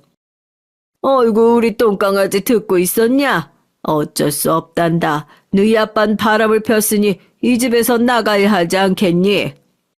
할머니는 제법 그럴듯한 말로 저에게 얘기를 했어요. 할머니의 얘기를 듣다 보니 이해가 가더라고요. 잘못을 했으니 쫓겨날 수밖에 없었죠. 장모님, 저 갈 곳이 없는데 한 번만 봐주시면 안 될까요? 사관 내가 아니라 내 딸한테 하고 자네 돈이 없는 것도 아니지 않나. 혼자 살 집은 구할 수 있는 걸로 아는데 그걸 바라고 바람 핀 거 아닌가? 이 집 내가 해준 걸로 알고 있는데 나가려면 자네가 나가야 하는 거 아닌가? 결국 아버진 집을 나가고 말았습니다. 그런데 큰오빠라는 놈은 아버지가 나갔다며 너무한 거 아니냐고 시금전폐하며 방 안에 계속 박혀 있더라고요. 자기를 이해해 줄 수 있는 사람은 아버지 하나라면서 아버지마저 없으면 어떻게 사냐고 울고불고 난리가 났어요. 다 큰 성인이 그러고 있으니 정말 가관이었습니다. 그럼 너도 네 아빠 따라 나가든가. 어머니는 아버지를 따라 나가라고 얘기했지만 그건 또 싫었나 봐요. 당연하죠. 넓은 집 놔두고 갈 이유가 없지 않겠어요? 그런데 며칠 뒤 아버지를 따라간다고 짐을 싸고 나가는 겁니다. 큰오빠가 집을 나갈 줄 몰랐지만 전 신경 쓰지 않았어요. 그저 그땐 저 망나니 같은 오빠를 보지 않아도 된다는 생각에 기분이 좋았죠. 어머니도 신경 쓰지 않았고요. 오히려 좋아했습니다. 제발 들어오지 말라고 고생을 해봐야 한다며 앞으로 집에서 마음 편하게 있을 수 있을 것 같다고 좋아하셨죠. 그리고 사고를 치고 돌아올 줄은 몰랐지만요. 아니, 어느 정도 예상은 했지만 큰 사고 치고 돌아올 줄 몰랐습니다. 하긴 꽤 긴 시간 동안 아버지와 큰오빠는 같이 지냈고 전 작은오빠와 어머니와 같이 살았어요. 작은오빠는 좋은 직장에 취업을 하게 됐고 결혼도 하게 됐고요. 고등학교 때 조카가 생겼고 작은오빠는 행복하게 살았죠. 그리고 저도 성인이 되어 대학교에 가서 공부를 했고 거기서 선배를 만나 사귀게 됐습니다. 그리고 몇 년 동안 연애를 하고 결혼을 하게 됐어요. 나름 잘 결혼했다고 생각이 들었죠. 시부모님도 다정하시고 절 굉장히 좋아해 주셔서 특별한 문제는 없었어요. 문제라고 하면 너무 좋아해 주시니 부담스럽다고 해야 될까요? 작은 문제라도 찾자면 시누이만 빼고는 아무런 문제가 없었습니다. 1년 동안 달달한 신혼을 즐기고 얼마 뒤 시누이가 저희 집에 살게 됐어요. 잠깐 동안만 지낸다고 해서 허락을 했는데 며칠이 몇 달이 돼도 있더라고요. 아가씨, 집 알아보고 계시죠? 시댁이 대전인데 신우가 저희 집 쪽에서 자취를 하고 싶다고 저희 집에서 조금 지내봐도 되냐고 물었었거든요. 그땐 분명 며칠만 신세를 지고 괜찮으면 바로 집을 계약하고 나가겠다고 해서 돈을 준다는 거 그냥 있으라고 했는데 나갈 기미가 보이질 않더라고요. 그런데 갑자기 신우가 말을 바꾸는 겁니다. 언니, 저 혹시 몇 달만 더 살아도 될까요? 마땅히 좋은 집도 없고 어디를 구할지 모르겠더라고요. 그래서 말인데 제가 돈을 좀 드릴 테니까 조금만 더 봐주시면 안 될까요? 네? 그리고 제가 집안일은 다 할게요. 아가씨, 몇 달은 힘들 것 같아요. 저희도 저희만의 시간이 필요하잖아요. 언니, 한 번만 부탁드릴게요. 정말 좋은 집들이 없어서 그래요. 네? 네.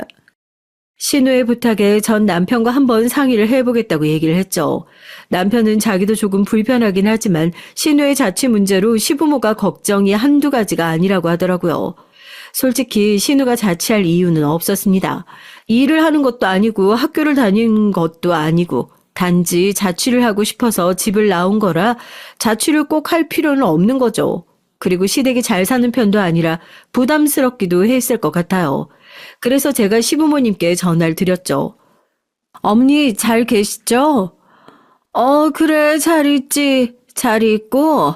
아유 우리 애 때문에 힘들지? 아가씨 때문에 전화드렸어요 어머니. 저희 집에서 일단 지내게 하고 제가 잘 설득해서 다시 집으로 보낼게요. 걱정 마세요. 아이고 네가 고생이 많다. 그래도 되겠니? 애가 내 말을 듣질 않아서 말이다. 자기는 꼭 자취를 해야겠다고 하지 뭐니? 너도 알잖니? 우리 집이 그리 넉넉하지도 않은데 자취라니. 아유, 이 일을 하는 것도 아니고 내가 보기엔 서울에서 친구들이랑 놀고 싶어서 가는 것 같은데 그런 얘기하면 또 화낼 게 뻔해서 말도 못하고 내가 못 산다 정말. 어머니 걱정 마세요. 제가 잘 얘기해 볼게요. 그래, 내가 참 너한테 고맙다. 네가 우리 집 복덩이다. 고마워. 신우이가 불편하긴 했지만 시부모님과 남편을 봐서라도 잘 설득해서 돌려보내야겠다고 생각했어요. 전 남편과 상의를 해본 후 3달 정도 신우와 더 같이 살다가 신우를 다시 시댁으로 보내버리자고 얘기를 했죠. 3달이요? 3달은 너무 짧은데. 아가씨, 서울에 놀러 왔어요? 아가씨 취직하겠다고 자극받고 열심히 하겠다고 온 거 아니에요? 그건 맞는데 그동안 마음에 드는 집이 없으면요? 아니, 싼 집들은 다 좁고 이상하고 좋은 집은 비싸서 엄마 아빠가 뭐라고 할 것 같고.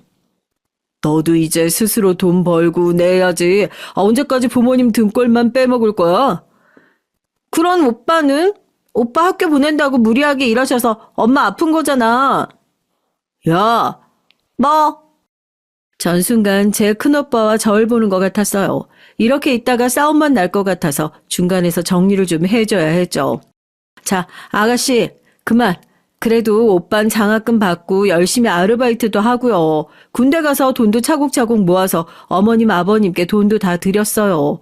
그리고 자기 쓸 돈도 모아뒀고요. 그리고 좋은 회사 들어갔잖아요. 그런데 아가씨는 지금 뭐 하는 것도 없고 보니까 공부한다면서 놀기만 하고 안 그래요? 그리고 솔직히 자취할 이유가 없잖아요. 아니 그건 아가씨 3달 동안 어디 놀러 가지 말고 취업 준비 열심히 하세요. 그리고 이제 아르바이트라도 하면서 자기 용돈 자기가 벌고요. 정말 열심히 사는 것 같으면 제가 아가씨 집 보증금은 내드릴게요. 대신 월세는 아가씨가 내야 돼요. 어때요? 네? 아니, 서울에 왔는데 어떻게 놀러도 안 가고 3달 동안 취업 준비를 해요. 그리고 저 아르바이트 한 번도 해본 적 없는데. 그럼 말고요. 그럼 지금 당장 짐 싸서 나가세요. 그리고 만약 3달 동안 그렇게 살지 못하면 당장 대전으로 가는 거예요. 신우인 입이 대빨 나와 투덜투덜 거리더라고요. 결국 신우인 제 말을 승낙했고 지켜보겠다고 했습니다. 아가씨가 약속을 지키면 저도 꼭 약속 지킬 거예요. 그리고 자기 방은 꼭 자기가 치우고 제가 잔소리해도 꼭 들어야 돼요. 알겠죠? 알겠어요. 여보, 보증금이라니 그런 얘기는 없었잖아. 그러지 않아도 돼. 아니야, 괜찮아. 그것보다 아가씨가 정신 차리고 빨리 취직을 해야 어머님, 아버님 신경을 안 쓰실 텐데. 그렇지. 그리고 며칠 뒤 시어머니도 보증금 얘기를 들으셨나 봐요. 그럴 필요 없다고 자기네들이 알아서 하겠다고 말을 하더라고요. 어머님, 그냥 제가 해주고 싶어서 그런 거예요. 그 돈 완전히 주는 것도 아니고 그리고 아가씨도 독립해야죠. 3달 동안 독립이 될 것 같다고 하면 보내고 아니면 다시 보낼 거니까 걱정 마세요. 제가 잘 지켜보고 있을게요. 그래도 아직까진 별탈 없이 열심히 취업 준비하고 있어요. 예전엔 주말엔 얼굴도 보지 못했는데 요즘 공부한다고 정신이 없어요. 아, 그리고 아르바이트도 시작한 것 같더라고요. 첫날에 힘들어 죽겠다고 남의 돈 보는 게 왜 이렇게 어렵냐고 하는 거 있죠? 그렇게 시어머니와 수달 1시간 떨고 안심을 시켰습니다. 그런데 한 달하고 보름이 지났을 때 신우는 다시 초반의 신우 모습으로 돌아왔어요. 아니 그래도 초반엔 평일에 공부라도 하는 신용을 했지 시간이 지나니까 신용조차 하지 않더라고요. 그래서 주말에 신우가 일한다는 매장에 가서 신우가 어떻게 일을 하는지 들었습니다. 다행히 신우는 착실하게 일을 잘하고 있다고 하더라고요. 그런데 문제는 따로 있었어요. 신우가 사장과 사귄다는 겁니다. 남편과 같이 식당을 찾아갔는데 남편의 표정이 순간 굳는 게 보였어요. 그날 저희 집은 신우 때문에 시끄러웠습니다. 신우는 울고불고 그 사람을 사랑한다면서 왜 그렇게 얘기를 하냐고 남편에게 소리를 쳤고 남편은 미쳤냐고 정신 차리라고 소리를 쳤어요. 거기서 저까지 신우에게 잔소리를 한다면 신우는 분명 큰일 저지를 것 같아서 말릴 수밖에 없었습니다. 그런데 굳이 저까지 하지 않아도 됐어요. 왜냐하면 얼마 안 가서 신우는 아르바이트를 그만뒀고 대전으로 내려갔거든요. 사장이 새로운 아르바이트생이 더 마음에 든다며 신우를 차버렸다고 했습니다. 그 충격으로 다시는 서울에 오지 않겠다고 하고 신우는 떠났죠. 이렇게 허무하게 끝이 나버려서 괜히 찝찝하더라고요. 뭔가 시부모님께 죄송하기도 하고 괜히 아르바이트 하라고 해서 이렇게 됐나 싶기도 하고요. 그래도 그 일이 있고 나선 아주 평화로웠어요. 신우가 나가고 나서 몇 달 지나지 않아 저희 부부에게 아이가 생겼고 부모가 되어 행복한 나날을 살고 있었습니다. 그리고 얼마 지나지 않아 큰오빠의 소식을 듣게 됐어요. 아니 글쎄 큰오빠가 어머니를 찾아왔다는 겁니다. 몇 년 동안 연락이 되지 않더니 갑자기 나타나니 미웠던 오빠라고 해도 걱정이 되더라고요. 혹시 무슨 일이 생겨서 왔나 아니면 어디가 아픈가 갖가지 생각을 하면서 친정집으로 갔죠. 걱정과 달리 오빠는 아주 잘 살고 있는 것 같아 보였어요. 못 본 사이에 살이 많이 올랐더라고요. 잘 지냈나 보다? 너야말로 너는 배가 그게 뭐냐? 누가 할 소리 지금 애 낳은 지 얼마 안 돼서 그렇거든? 뭐? 아버지는? 말도 마라. 그리고 아버지랑도 연락 안 한 지 꽤 됐어. 뭐? 그런데 왜 다시 안 왔어? 그게 사연이 좀...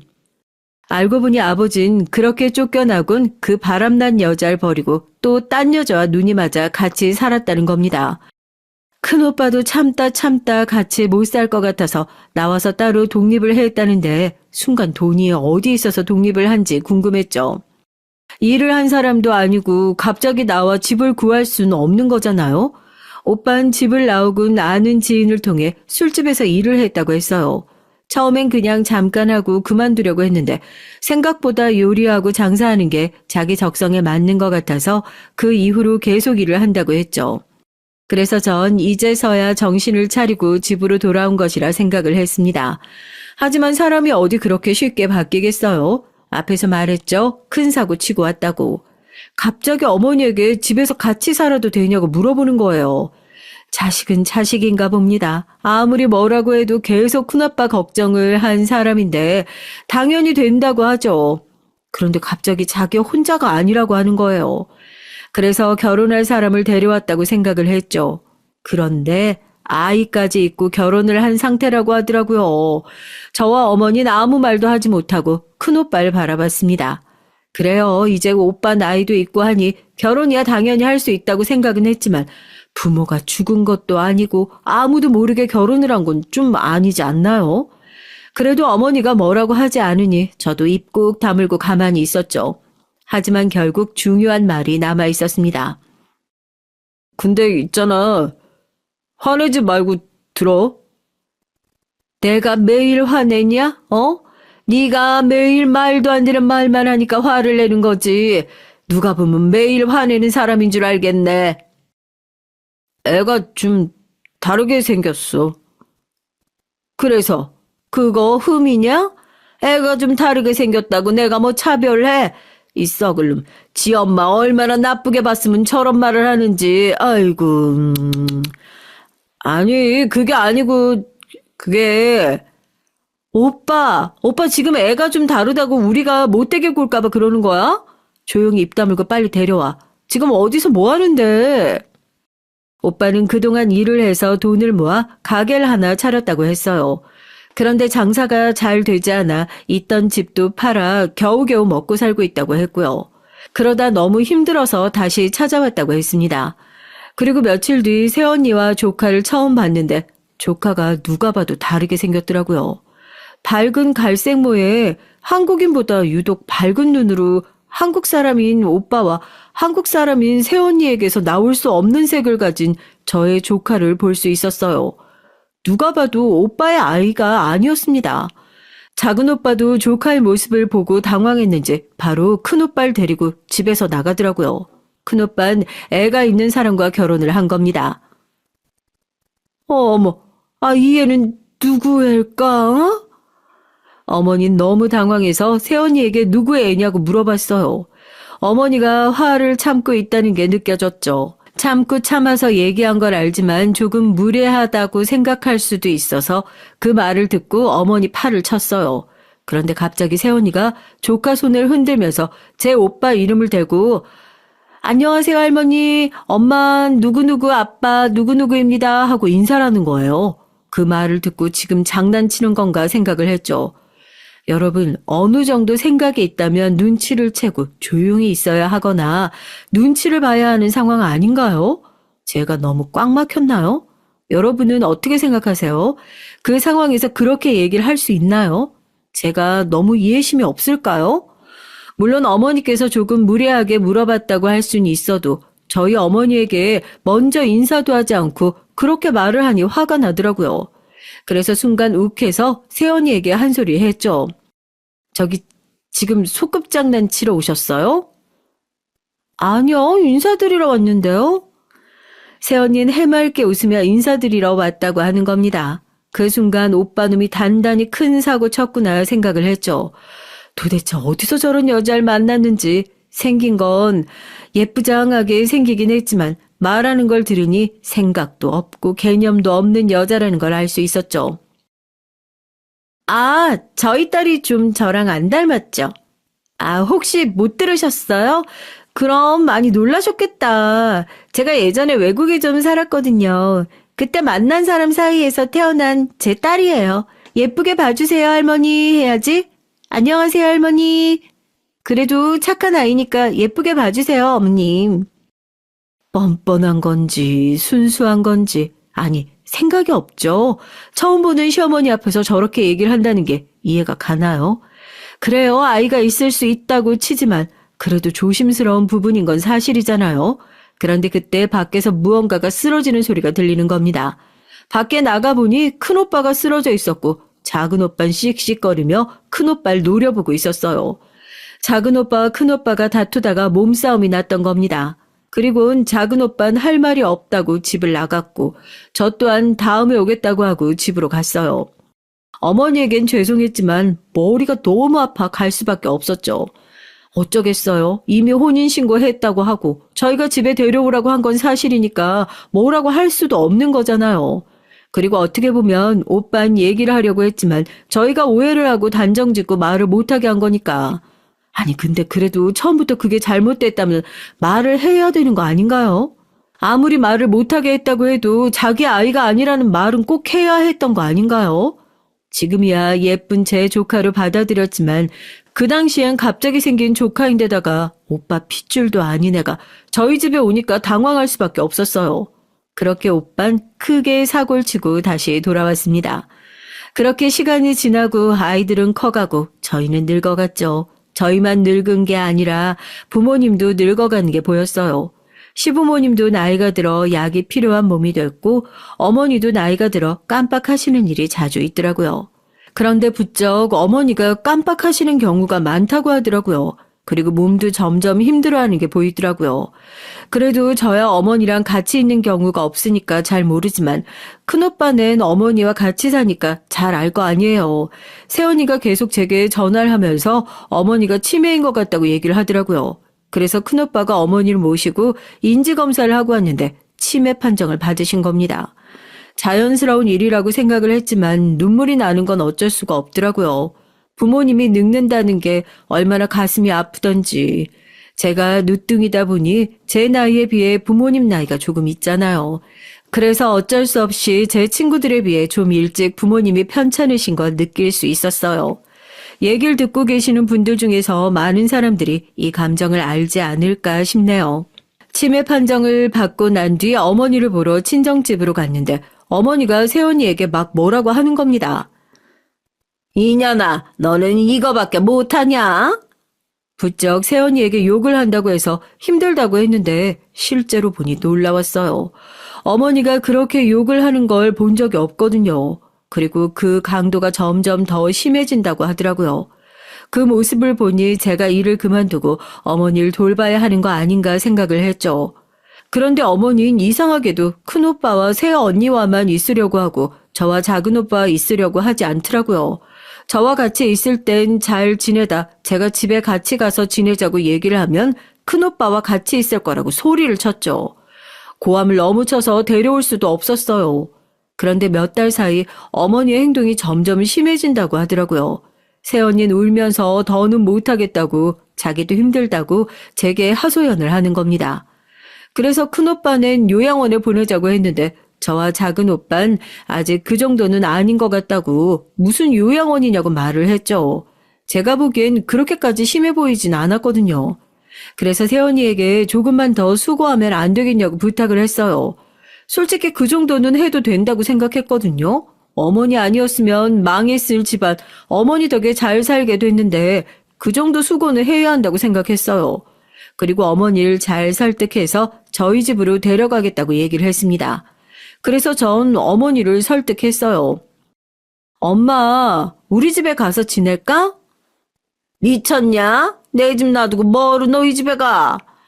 아니, 엄마 몸도 힘들잖아. 나도 이제 할 것도 없는데 같이 지내면 좋지.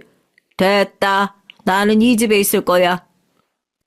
어머니와 얘기가 되는 날엔 설득을 해봤지만 곧 죽어도 자긴 집에 있을 거라고 말을 했어요. 그래서 제가 계속 물어봤죠. 하지만 그럴수록 죽어도 가기 싫다면서 소리를 쳤어요. 급기야 새언니를 때리더라고요. 니년이 그랬지? 어머니 왜 이러세요? 나 계속 내보내려고 하는 거지. 그래서 내 딸한테 말해서 나 이 집에서 내쫓으려고 하는 거지. 못된 년. 어머님 계속 새언니가 자기를 보낸다면서 못된 년이라고 욕을 했습니다. 그래서 결국 비용은 세 남매가 똑같이 내기로 했고 어머니를 요양원으로 보내기로 했어요. 부모님을 요양원으로 보내자니 찝찝하더라고요. 그런데 제가 엄청난 사실을 듣고 말았습니다. 어머니에게 찾아갔는데 어머니가 갑자기 제게 귀를 대보라는 거예요. 그리고 갑자기 아니라고 얘기를 하는 겁니다. 정미야. 나 아니야. 어? 엄마가 뭐가 아니야? 쉿. 아, 뭔데? 아, 왜? 뭐가 아닌데?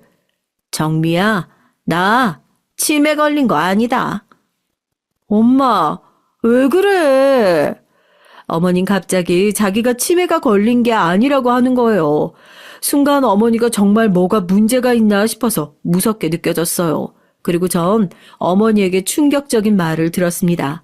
그 말을 듣고 믿을 수가 없었어요.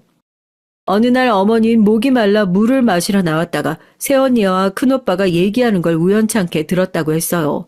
자기 얘기를 하는 것 같길래 어머님 방문 앞에서 무슨 얘기를 하나 듣고 있었는데 새언니가 큰오빠에게 언제 이 집이 자기네 집이 되느냐고 물어봤다는 거예요. 어머니는 처음엔 그 얘기를 듣고 그런 생각을 하고 있었다는 게 발칙해서 바로 뭐라고 하려고 했는데 큰오빠가 조금만 기다리라면서 요즘 깜빡하는 것 같아 조만간 말을 꺼낼 수도 있을 것 같다고 얘기를 했다고 하더라고요. 며느리가 그러는 건 그렇다 쳐도 자식이 그런 말을 했다는 게 정말 충격적이었다고 했습니다. 아무리 정신이 나간 놈이라고 생각을 해도 하나밖에 없는 큰오빠라고 생각을 했는데 그 얘기를 들으니 충격적이더라고요. 그리고 새언니가 계속 큰오빠에게 힘들다고 얘기를 했다는 거예요. 힘들면 부축해 주는 것도 웃으면서 매일 얘기를 하는 것도 힘들다면서 요양원에 보내자고 했답니다. 그러면서 자긴 이런 취급받으려고 온 거 아니라면서 빨리 안 보내면 이혼하겠다고 오빠를 협박하고 있었다고 했어요. 처음엔 그 말을 듣고 믿을 수가 없었죠. 아니 아무리 그래도 그렇지 협박을 하는 건 아니지 않나요? 부모를 요양원에 보내지 않으면 이혼을 하겠다고 요구하는 사람이나 그걸 듣고 알겠다고 하는 사람이나 이해가 가나요? 새언니도 이해가 가지 않았지만 오빠란 놈이 더 이해가 가질 않았어요. 자기 부모를 욕하는 사람과 살고 싶을까요? 그리고 새언니가 참 괘씸하더라고요. 어머니가 심하게 행동을 했다면 저도 할 말이 없겠죠. 하지만 분명 심해지기 전까진 아무런 문제가 없는 걸로 알고 있었어요. 물론 시어머니와 같이 산다는 게 불편하긴 하겠지만 어쨌든 그 덕에 큰 집에서 살 수도 있고 처음엔 돈도 거의 없어서 어머니 돈으로 다 생활하고 피가 섞이지 않은 아이라고 해도 차별하지 않고 사랑을 주고 공부시키고 그랬는데 그 정도는 불편을 감수하고 살아야 하는 거 아닌가요? 그리고 나이가 든 노인네가 아픈 건 당연하죠. 그렇다고 어머니가 아프다고 저희에게 얘기하는 사람도 아니었습니다. 나이가 조금 있다 보니 아무래도 기침도 많이 하시고 거동도 조금 불편하시고 하지만 어떻게든 피해를 주지 않으려고 하고 괜찮은 척 하면서 자식에게 걱정거리 만들어주고 싶지 않다고 하는 사람인데 걱정은커녕 그런 말을 하고 있으니 화가 나는 거예요. 이런 정신 나간 것들, 엄마는 그걸 또 참았어? 제가 화를 내기 시작하니 어머니가 너무 그러지 말라고 하더라고요. 엄마 화도 안 나? 아, 나지, 나는데. 너 그거 아니? 그래서 그것들 소원 들어주려고 내가 고년 실컷 때리고 욕하고 싶어서 치매인 척 했잖아. 아유, 속이 어찌나 시원하든지. 아니, 내가 처음부터 치매인 척은 하지 않았지. 아, 미쳤다고 내가 치매인 척 하니? 아니, 글쎄, 내가 젊었을 때부터 잘 잊고 다른 일하고 그랬잖아. 맞아요. 어머니는 젊었을 때부터 잘 잊기도 잘 잃어버리기도 했어요. 그래서 일찍부터 치매가 아니냐고 예방을 하자고 얘기가 나올 정도로 덤벙댔습니다. 근데 고년이 나를 치매로 몰아가는 거 아니겠니? 아, 그리고 걔가 하는 말을 들으니까 내가 얼마나 화가 나겠어. 안 그래? 그래서 나도 모르게 욕을 하게 됐지. 그런데 그때 고년이 노막 났냐고 치매니까 계속 욕한다고 뭐라고 하더라고. 내가 그래서 그 뒤로 신나게 욕을 해줬지. 아, 어차피 치매라고 생각하는 거 참지 않고 욕하고 싶을 때 그냥 막 했지. 그래서 결국 내가 여기에 와 있지만 말이다. 아이고, 내가 고년이 난감한 표정 지을 때마다 그냥 어찌나 고소하든지. 잠깐만. 아, 그럼 결국 새언니한테 욕하려고 치매인 척 한 거야? 그래. 아, 근데 너네는 계속 집으로 그냥 데려가겠다, 내 말에. 아, 그러니까 내가 어찌나 답답하든지. 아, 니넨 어쩜 그렇게 눈치가 없어서 되겠니? 순간 전 그제야 모든 사실을 알게 되어 마음이 놓여 웃고 말았습니다. 어머니다운 복수였어요. 그렇다고 치매인 척하는 사람이 어디 있겠어요? 그런데 실제로 저희 어머니가 치매인 건 맞았습니다. 왜냐하면 어머니가 가끔 정말로 밥을 먹었는지 화장실을 갔는지 있긴 했으니까요. 그런데 어머니가 욕을 하기 시작하니 당연히 더 심해졌다고 생각을 할 수밖에 없었죠. 근데 그게 다 연기였다니 혼자 그런 생각을 했다는 게 생각할수록 어이가 없어서 웃었어요. 그러다 어머니도 자기 행동이 어이가 없었는지 둘 다 배꼽 잡고 웃었죠. 그래도 다행이다. 근데 엄마, 여기 괜찮아? 불편하면 말해. 퇴소하고 우리 집에서 지내자. 그리고 엄마, 그래도 그렇게 심하지 않아서 다행이다. 심하지 않기나. 아, 내가 다 연기했다니까. 알지. 엄마도 고생했겠네. 죽기 전에 알아서 다행이지. 내가 죽어서 알았어 봐라. 저승길 가다가 억울해서 못 간다. 그것들 줄 돈 한 푼도 없어. 그날 이후 그래도 어머니가 생각보다 심한 건 아니라는 걸 알고 저 정도면 저 혼자 케어할 수 있을 것 같다는 생각에 남편과 상의를 했어요. 남편도 그 사실을 듣자마자 큰오빠네 욕을 하면서 은혜도 모르는 사람들이라고 너무한다고 얘기를 하더라고요. 장모님이 요양원 싫으시다고 하면 모셔와. 알겠지? 너무 스트레스 받아 하지 말고. 그리고 장모님은 아직 자기가 치매가 있다는 걸 모르는 것 같으니까 우리가 천천히 보면서 말씀드려 보자. 고맙게도 남편이 어머니를 모셔와도 된다고 말을 하더라고요. 그 말을 듣고 다음날 전 바로 작은 오빠네로 가 모든 사실을 말했습니다. 모든 사실을 알게 된 작은 오빠네 부부도 충격을 받은 눈치였어요. 작은 오빠는 큰 오빠를 욕하다가 갑자기 크게 웃었습니다. 남편과 새언니는 놀라서 작은 오빠를 쳐다봤지만 순간 저도 웃겨서 같이 웃었죠. 가족은 가족인가 봐요.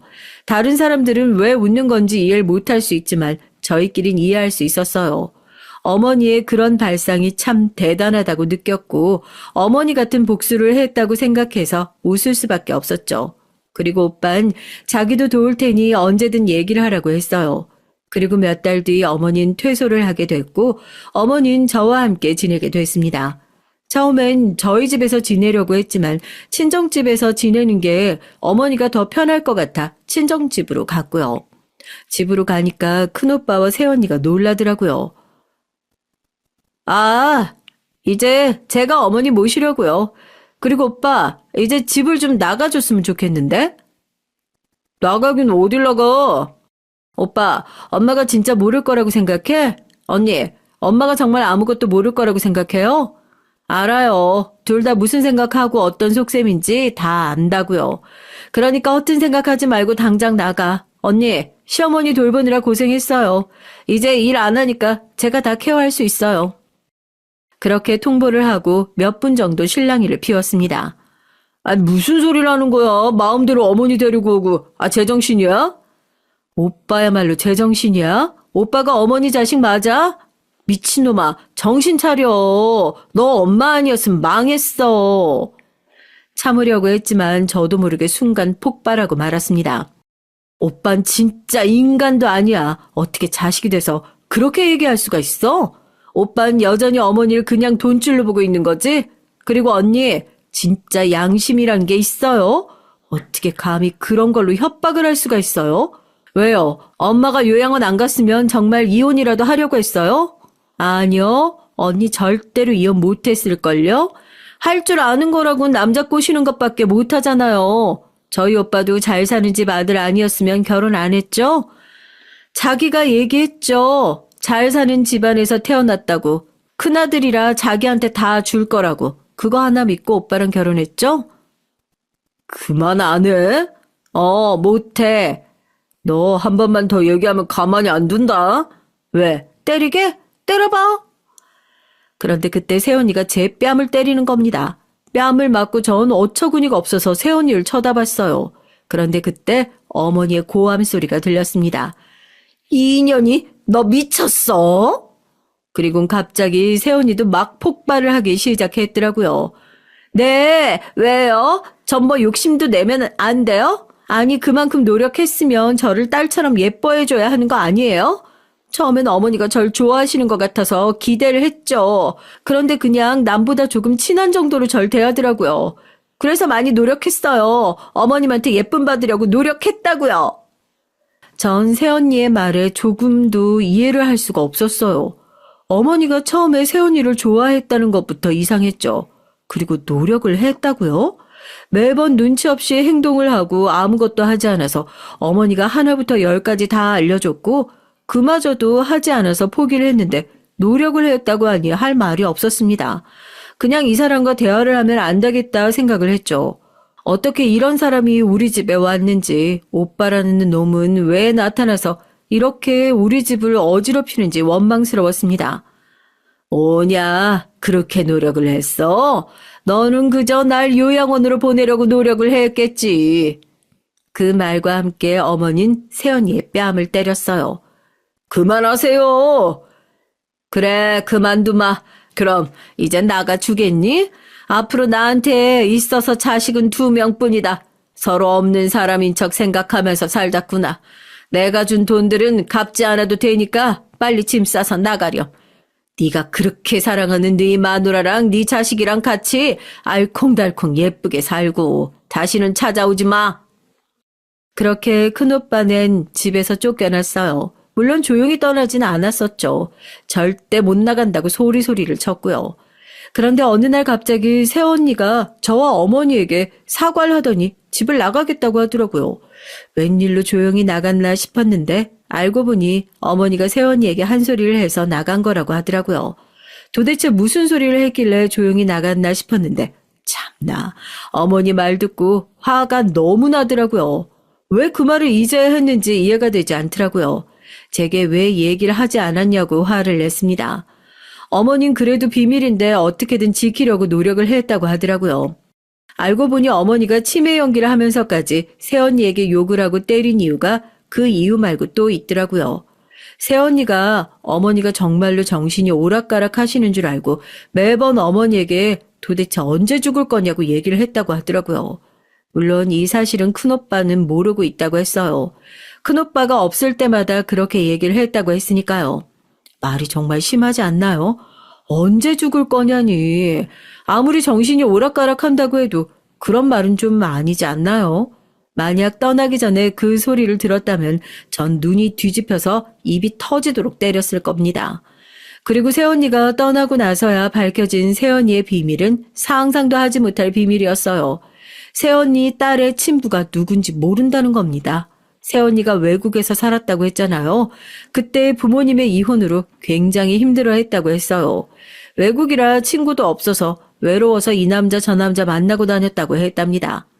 그때 아이가 생겼다고요. 어떻게 알았대? 뭐 뒷조사했어? 새언니가 술에 취했을 때 어머니에게 얘기를 했다고 했어요. 그 말 듣고 어머니는 화가 나긴 했지만 차마 화낼 건 아니라고 생각을 했대요. 얼마나 외로웠으면 그랬나 싶으면서 짠하게 느껴졌다고 하더라고요. 그리고 저와 비슷한 것 같다고 느껴서 그냥 묻어두기로 했다고 했습니다. 그런데 점점 도가 지나치니 어쩔 수 없이 모든 비밀을 알고 있다고 새언니에게 얘기를 했고 그게 먹혔는지 새언니는 큰오빠에게 말하지 말아달라며 조용히 나가겠다고 얘기를 했다고 했어요. 이게 무슨 막장 드라마인지 모르겠지만 그렇게 끝이 났죠. 처음부터 끝까지 오빠는 충격을 안겨줬습니다. 그리고 다시는 마주치지 말길 빌었죠. 언제 그랬냐는 듯이 저희 집안 분위기는 다시 평화로워졌습니다. 물론 중간에 큰오빠가 저와 작은오빠한테 전화를 해서 돈을 빌려달라고 하긴 했지만요. 몇 년 만에 저희는 편안함을 느낄 수 있었죠. 하지만 그 편안함도 잠시 어머니의 건강은 안 좋아졌습니다. 그래도 다행히 치매는 그리 심해지진 않았어요. 가끔 밥을 먹었는지 있긴 했지만 여전히 유쾌하고 재미있는 어머니였습니다. 그런데 안 좋은 소식이 들려왔어요. 시아버지께서 돌아가셨죠. 나이가 들다 보니 부모님 장례식을 가는 경우가 잦아지더라고요. 제가 나이를 먹는 것보다 더 서글펐어요. 어머니는 이렇게 말씀하셨습니다. 오래 살면 뭘 하나. 밥 좀 더 먹고 화장실 좀 몇 번 더 가고 그러는 게지. 아이고 오래 살아봤자 아무 소용없다. 어느 순간 어머니는 그런 말을 달고 살았어요. 그래 그럼 밥 더 먹고 화장실 더 몇 번 가면 되겠네. 어머니와 오래오래 살고 싶은 마음뿐이었어요. 아, 죄송해요. 마지막으로 가면 갈수록 조금 무거워졌네요. 어머니를 생각하면 요즘 마음이 조금 심란하더라고요. 지금은 그저 어머니가 더 나빠지지 않고 오래 사셨으면 하는 마음으로 많은 시간을 보내려고 노력 중입니다. 이래저래 제 인생에 있어서 큰 사건들을 적어봤는데 저와 비슷한 경험을 하신 분이 있으실까요? 가족이 힘이 될 때도 있지만 그만큼 독이 될 때도 있죠. 그래도 믿고 싶은 게 가족이니 참 가족이라는 게 대단하다는 생각이 드네요. 요즘은 이런 생각이 들어요. 새언니에게 화가 난 것보다 오빠에게 화가 너무 많이 났지만 아들에겐 차마 때리고 욕할 수 없어서 새언니를 더 욕을 했던 건 아닌가 하는 생각이 들더라고요. 어찌 보면 새언니가 좀 불쌍한 것 같지만 그래도 말은 좀 너무 심했죠. 그렇죠? 저희 어머니가 겪은 얘기다 보니 솔직히 객관적으로 바라보기가 쉽지 않네요. 여러분이 보시기엔 어떤지 꼭 말씀해 주시면 좋겠네요. 그럼 이만 여기서 얘기를 마무리 짓도록 하겠습니다. 다들 건강하시고 행복하게 살았으면 좋겠어요. 이 얘기 들어주셔서 감사합니다. 모두 기운 넘치는 하루 보내세요.